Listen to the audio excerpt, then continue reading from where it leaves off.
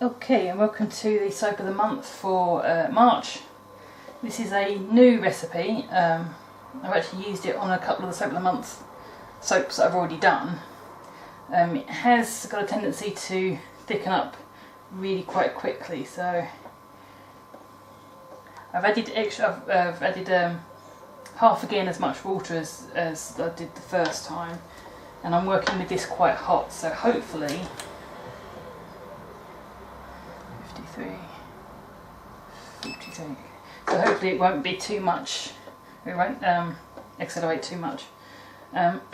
This is a slightly more complicated design of soap than I've done before.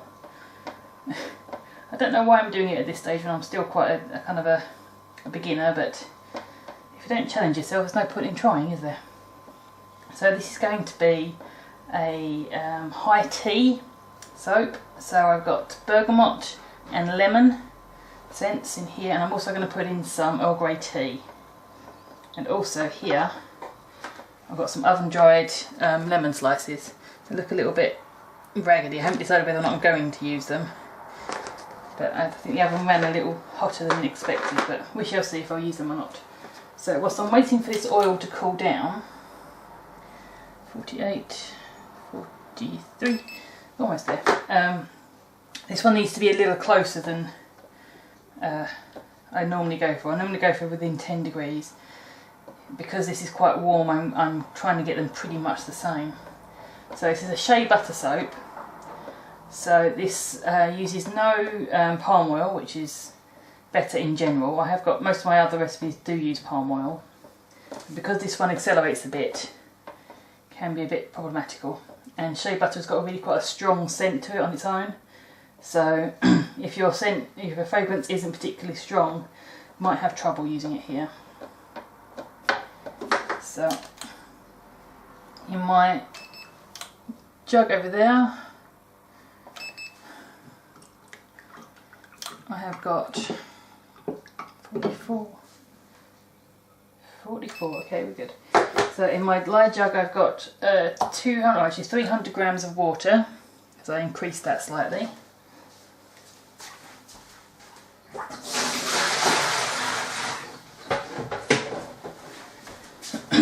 And 119 grams of lye.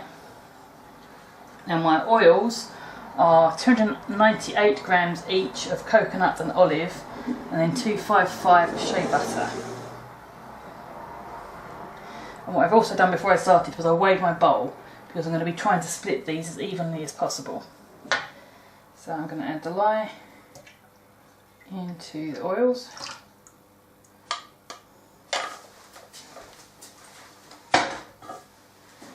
I don't know if I want to do this with the stick blender, because you can see it's already starting to go. So it might just benefit having a quick whiz rather than a prolonged one.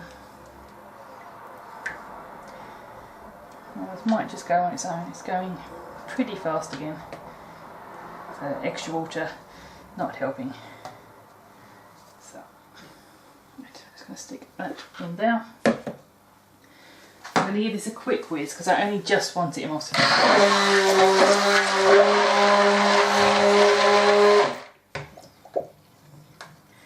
So that means that you can no longer see kind of a marbling effect on the top with the oil.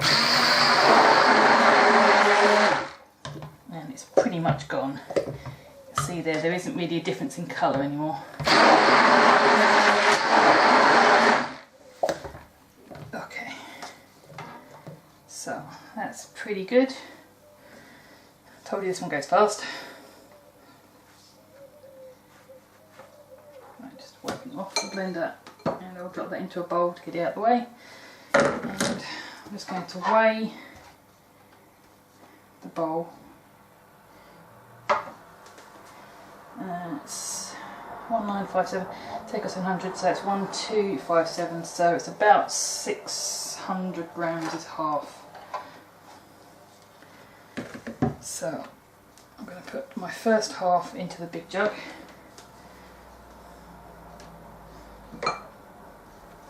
So just over 600 grams.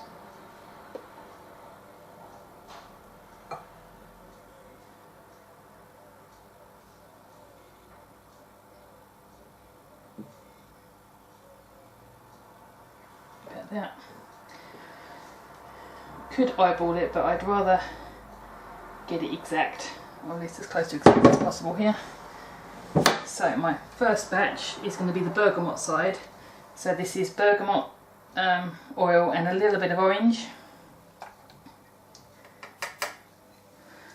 Okay, and then this is 2 tea bags worth of Earl Grey tea. And that one. Go over there. And into this side, I'm going to put a good spoon of yellow colouring, yellow mica.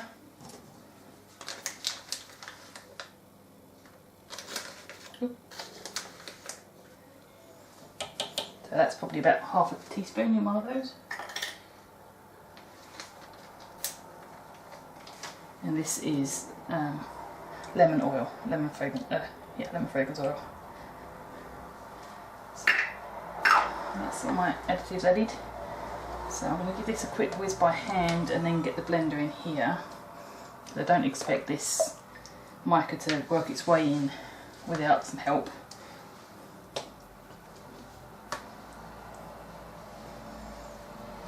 Make sure it's off the edges before I start blending.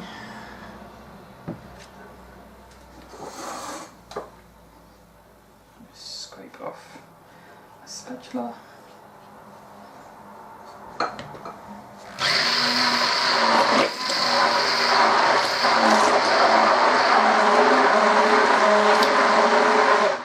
That's enough. I'm really minimising the amount of blending I'm doing on this one.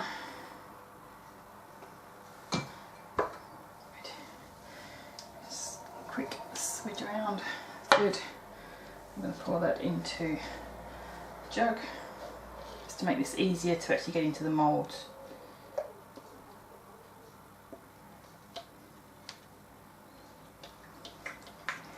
And make sure to get as much as possible off the bowl. If you're going to get into soap making, invest in some good silicone spatulas. You don't want to waste any of your mix. Right, so that's the lemon side done. Now I'm just going to give this bergamot side a quick whiz.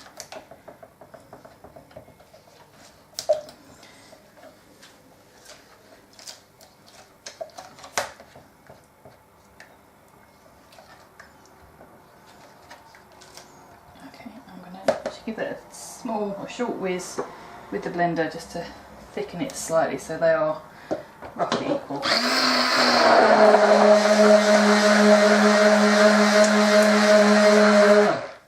That's better. So all you need is a couple of seconds just to change the viscosity of this. I've got a couple of recipes that require a thicker soap to start to decorate with, so this is definitely my soap of choice for those. So give that a quick whiz around. Okay, there's 2. They're quite warm, but they're not super hot.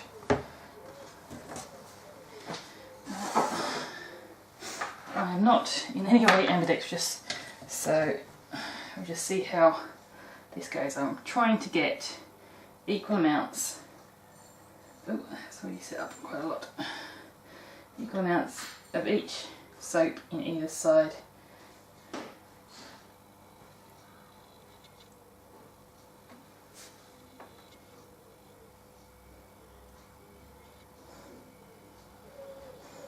Yeah, it's not quite working. Never mind. I just need to. This one's already going really thick, so I'm just going to help it a bit.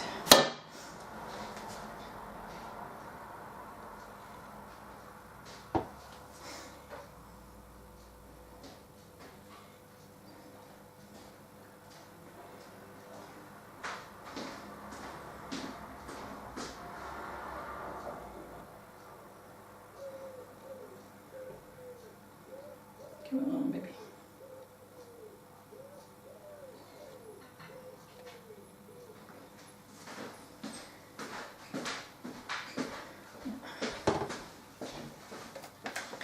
So the bergamot side definitely accelerates, not so much on the lemon.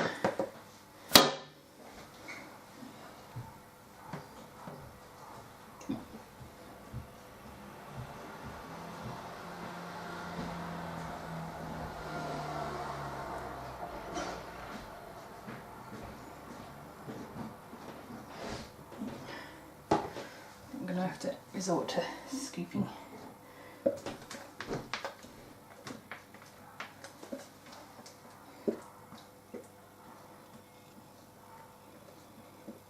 There's probably a way you could build a little dam in between these layers. But I didn't think of that. Okay, so down to the very last dregs of this one.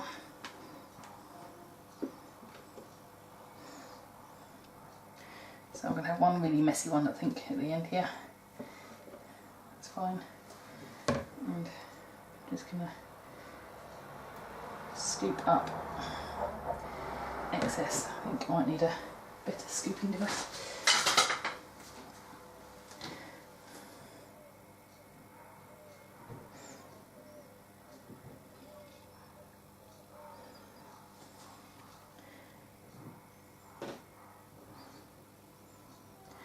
So I'm going to end up with a couple of just lemons.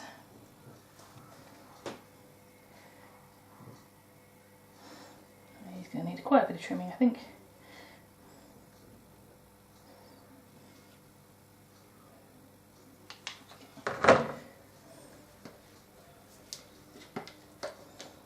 So.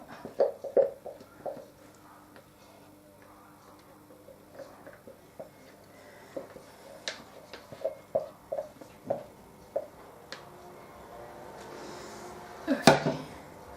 So. Yeah, these a bit of convincing, I think, just to get them to sit relatively flat.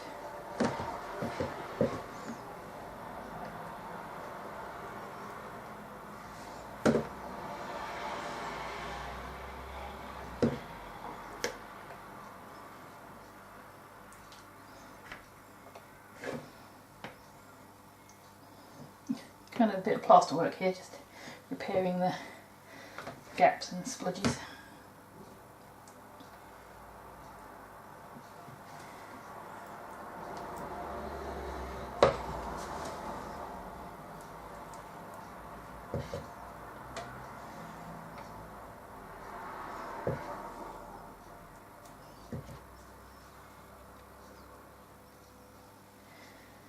Okay, I'm just going to have a quick scrape across the top just to tidy up the excess here.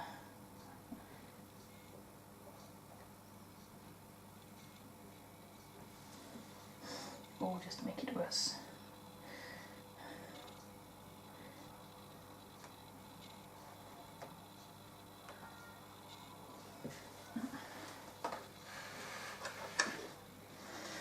Okay.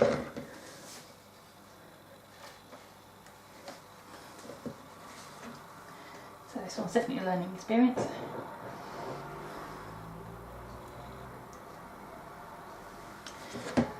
So just a little bit more into this one.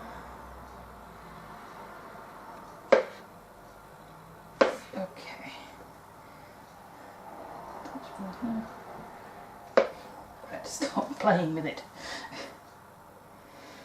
So, now comes the decision, do I put the lemon slices on or not? I think I might as well. So I think these ones here are going to look the prettiest. I think this one down the bottom is the most pretty. So I'm going to pick out the prettiest looking slice. I think that's that one. Just pressed in a bit.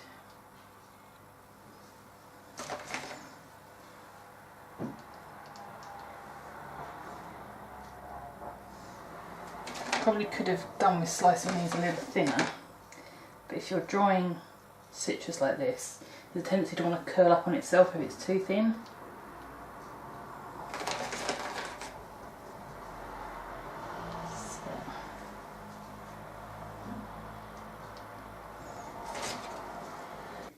So I've just had a moment of severe gravity here. When I was getting this out of the top of the wardrobe, where else would you put it? It all kind of went peaked on, so I've had to restack everything. So the new rack is definitely needed. I think I'm going to have a bit of a pause in production. That shouldn't affect the videos because I'm a couple of months ahead. So hopefully. So we shall see. Right, so this is my high tea soap, and it's sat for almost 3 days now, so it's plenty hard enough. It's actually very hard. So I've got a very slight bit of kind of a white baldy kind of effect. I don't know if that's glycerin remover or ashing, I'm not quite sure. But I've only got it on the side with the tea in it, which is odd. But this is a complete unknown when it came to making this one, so I'm kind of rethinking the way I'm stacking these, at least for the minute, because I couldn't have got any more on top of the chocolate ones without having to restack. So 2 loaf slices and then 1 bar mould seems to fit quite nicely, so that's where I'm going. A minute, I'm trying to keep all these odd bits and pieces from falling all over the place.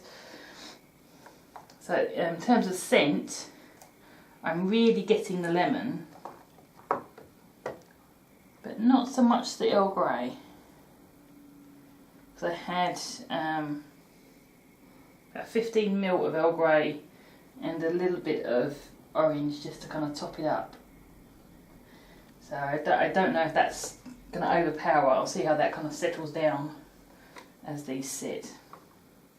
As it is, this entire crate is full of very nice smelling things, which is good. So this is still a little sticky around the bottom, which is kind of expected with a shea butter. I think using shea butter was probably a bad idea, because it did solidify quite quickly, which caused everything else to go a little bit peaked on, really. So for future reference, shea butter is not really ideal if you're trying to do anything kind of decorative with it. It's great soap, just not if you need the time. Because I've got a couple of fairly intricate soaps in planning at the minute, and I was intending to use a shea butter soap base for those, but after this I think I will change my mind. And just whilst it's here, you can see the contrast between the undyed and the cocoa on last month's soap is quite nice, but I've got kind of a bubbly cracked effect. I think that's just where it was sliced rather than the soap itself. I'm not quite sure how I could fix that in the future, but something to be aware of, I think. So I've got a couple of these that still look quite pretty and some that look a real mess. So that's alright for the box collection I'm doing. So I've got at least 2 or 3 that will look nice and be presentable enough to go into the collection. These obviously will need a bit of trimming because there's a whole load of excess around the edges. You can see where the tea mixture got so thick that it just didn't flow. Maybe I should have banged them a little hard to try and settle it down, but I'm not entirely sure that would have helped. So my wee box is getting rather full. So yeah, I'm definitely going to have a pause in production. Which means that the next one, which is, I can't remember which one it is. Next one, I call it Hay Fever. I think it's supposed to be kind of a grass design using melt and pour. So that one I might have to wait for. So I'm going to leave these at least a month anyway before I empty the crate. So I'll empty the crate at the end of March. Although this video should be coming out at the end of March, so that shouldn't be too much of a problem. As it is, I've got about 9 that are okay. 3 or 4 of those are actually quite good at this stage. So they're nice and presentable. And I've got the bottom here, I've got 2 that are pretty much all lemon, and 1 that's probably going to be a real mess. So we'll have a look at that in a moment. So you can see the lemon side is a lot stickier. So obviously that didn't react as much as the tea side. For Pete's sake. Trying to be mess free doesn't always work.